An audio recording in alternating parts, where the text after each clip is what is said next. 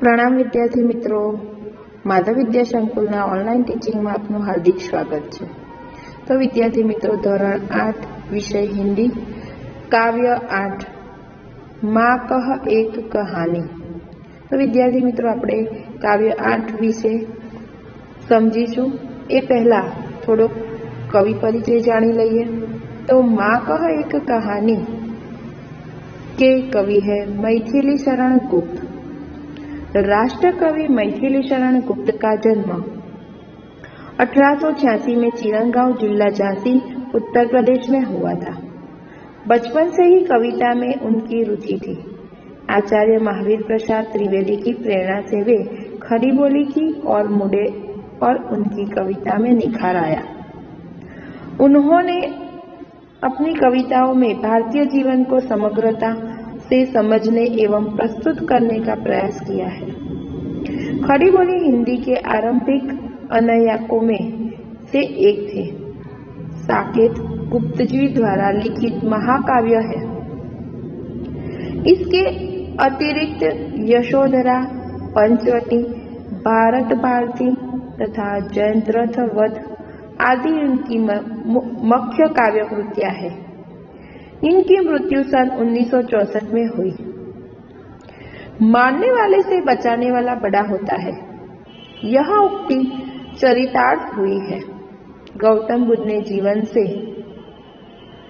संवाद शैली की इस कविता में गौतम बुद्ध के बचपन की एक घटना का उल्लेख है, जिसमें उनका पुत्र राहुल माँ यशोधरा से राजकुमार सिद्धार्थ की उसी कहानी को दोहराने का आग्रह करता है, जिससे उपयुक्त उक्ति परिभाषित हुई थी।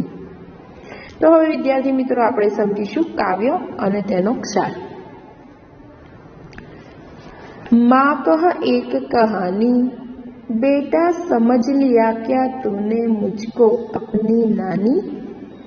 तो समझिए, राहुल यशोधरा से कहता है, माँ एक कहानी सुनाओ ना। यशोधरा कहती है, बेटा तूने मुझे अपनी नानी समझ लिया है क्या। कहती है मुझसे यह चेटी, तू मेरी नानी की बेटी। कह माँ कह लेटी ही लेटी, राजा था या रानी, माँ कह एक कहानी। तो बीजी पंक्ति में कहे छे कवि, यह दासी मुझसे कहती है कि तू मेरी नानी की बेटी हो। तू मेरी नानी भले ना हो पर उनकी बेटी तो हो, इसलिए माँ कहानी सुनाओ ना। लेटे लेटे ही सुनाओ। एक राजा था या एक रानी थी।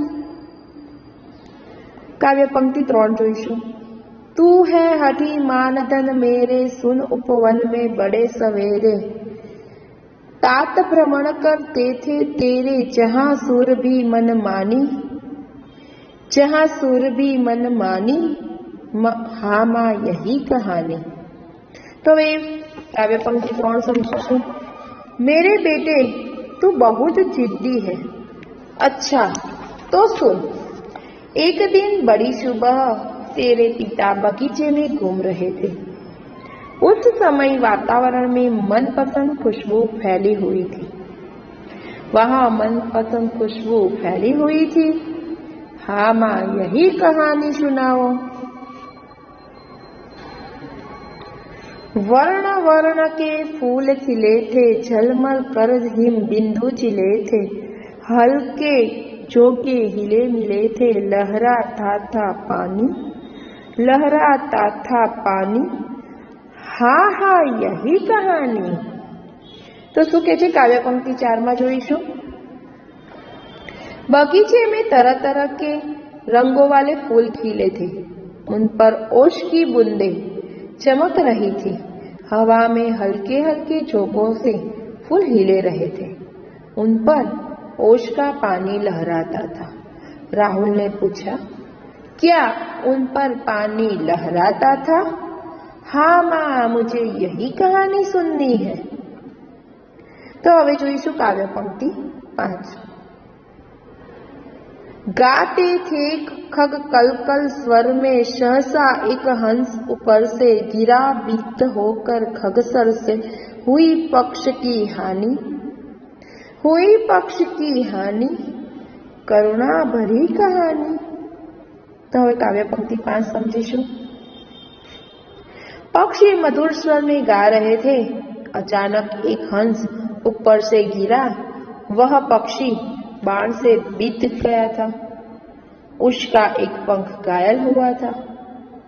दुखी होकर राहुल ने पूछा, पंख घायल हो गया था?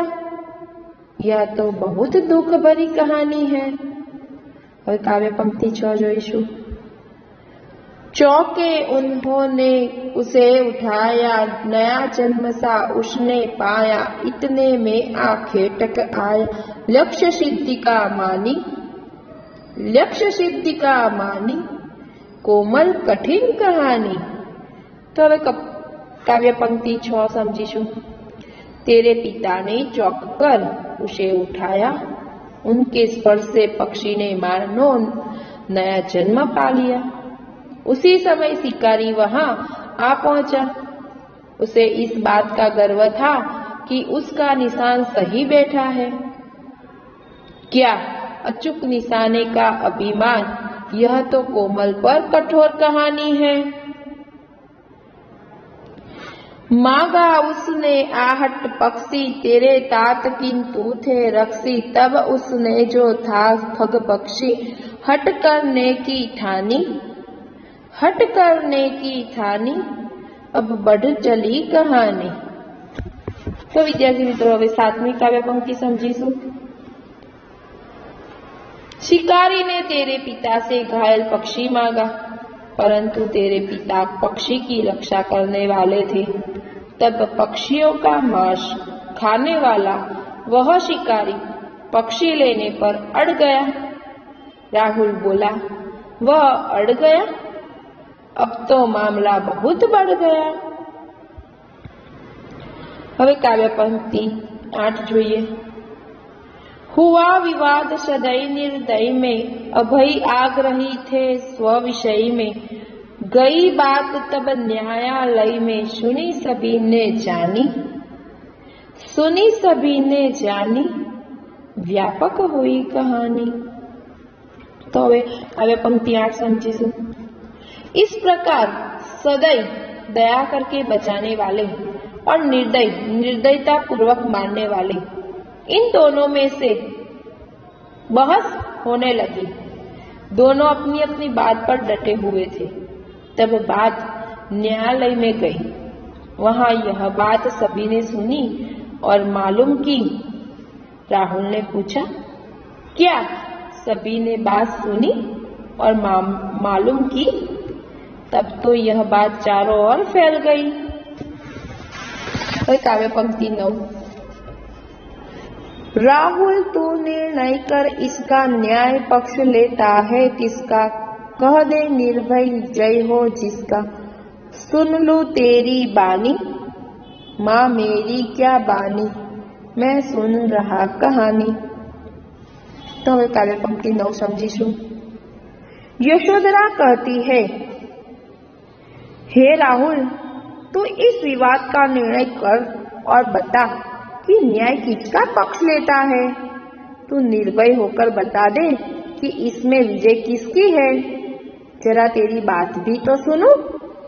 राहुल कहता है, माँ मैं क्या बताऊं, मैं तो बस कहानी सुन रहा हूँ। હવે काव्य पंक्ति 10। कोई निरपराध को मारे तो क्यों अन्य न उसे उबारे, रक्षक पर भक्षक को वारे, न्याय दया का दानी, न्याय दया का दानी, तूने सुनी कहानी। હવે काव्य पंक्ति 10 समझीशु। कोई किसी निर्दोष को मारे रहा हो तो दूसरा उसे क्यों न बचाए। न्याय तो वही है जो दया के पक्ष में हो, जो मारने वाले के पक्ष में नहीं, बचाने वाले के पक्ष में हो। राहुल ने कहा, क्या दया न्याय का दान देती है? यशोधरा बोली, तूने सचमुच कहानी समझ ली। તો વિદ્યાર્થી મિત્રો આ હતું કાવ્ય 8 અને તેનો ક્ષાર. તો હવે આપણે થોડા શબ્દાર્થ સમજીશું પાઠના.